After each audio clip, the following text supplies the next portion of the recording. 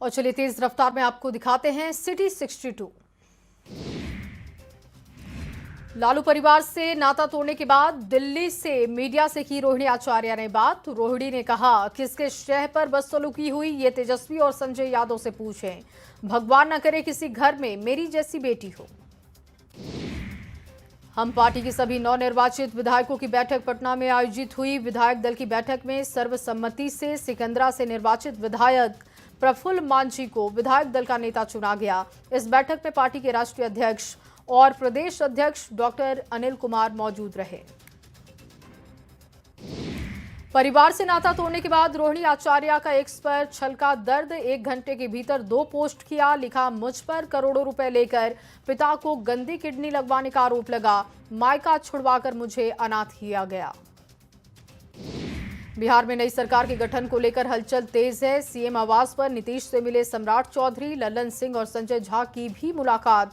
BJP अध्यक्ष दिलीप जायसवाल ने भी चर्चा की। सोमवार को वर्तमान कैबिनेट की अंतिम बैठक होगी।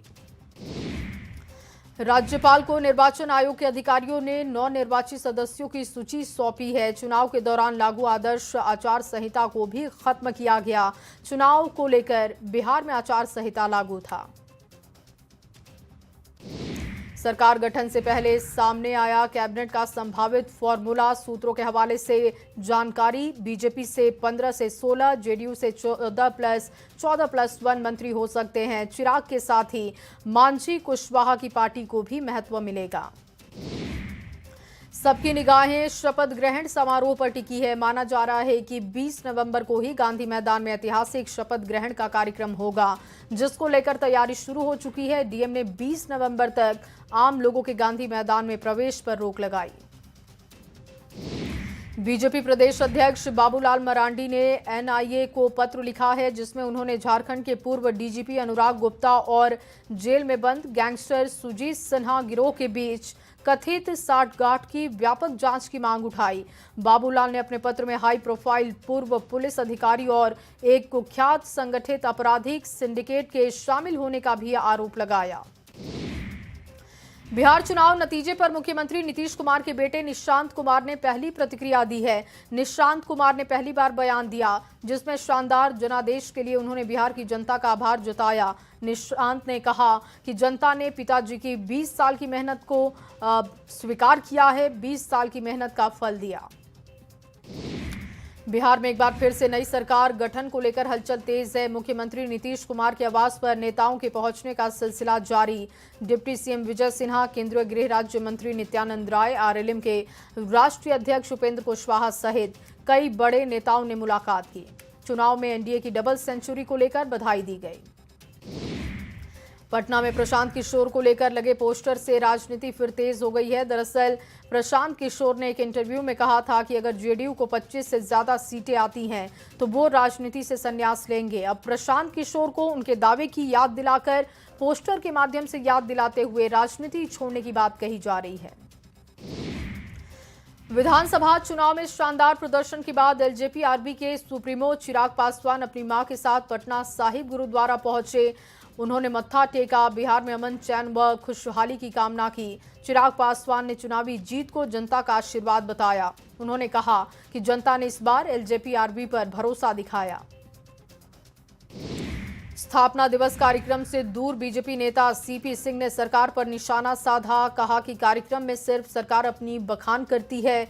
ऐसे कार्यक्रम में बैठकर मुख्यमंत्री का गलत भाषण सुनने से अच्छा है कि कार्यक्रम में ना जाएं।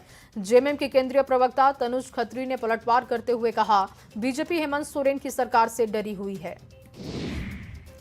झारखंड के 25 साल पूरे होने पर जमशेदपुर के पोटका विधानसभा क्षेत्र में लोगों को मुख्यमंत्री हेमंत सोरेन ने बड़ी सौगात दी। 34 करोड़ की लागत से बनने वाले डिग्री महाविद्यालय का भूमि पूजन विधायक संजीव सरदार ने किया। ये कॉलेज का भवन 21 महीनों में बनकर होगा तैयार। पोटका विधानसभा क्षेत्र के छात्र छात्राओं के लिए एक वरदान साबित होगा। रोहिणी आचार्य को परिवार और पार्टी छोड़ने पर झारखंड बीजेपी के वरिष्ठ नेता सीपी सिंह ने तंज कसा है और कहा कि लालू प्रसाद के परिवार का इस्लामीकरण हो चुका है। इस वजह से वो बेटी को महत्व नहीं दे रहे। मां बाप के लिए बेटी से बड़ा कुछ नहीं। बिहार चुनाव में एनडीए को मिली प्रचंड जीत के बाद विपक्षी लगातार एनडीए की जीत को लेकर सवाल उठा रहे हैं, जिससे राजनीति हलचल तेज है।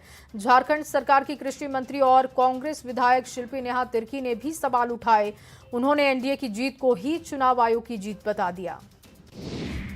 रोहिणी आचार्य के परिवार और राजनीति छोड़ने को लेकर बयान दिया। उन्होंने कहा कि आरजेडी की जो अराजकता बाहर दिखती है वो परिवार के भीतर भी झलक रही है।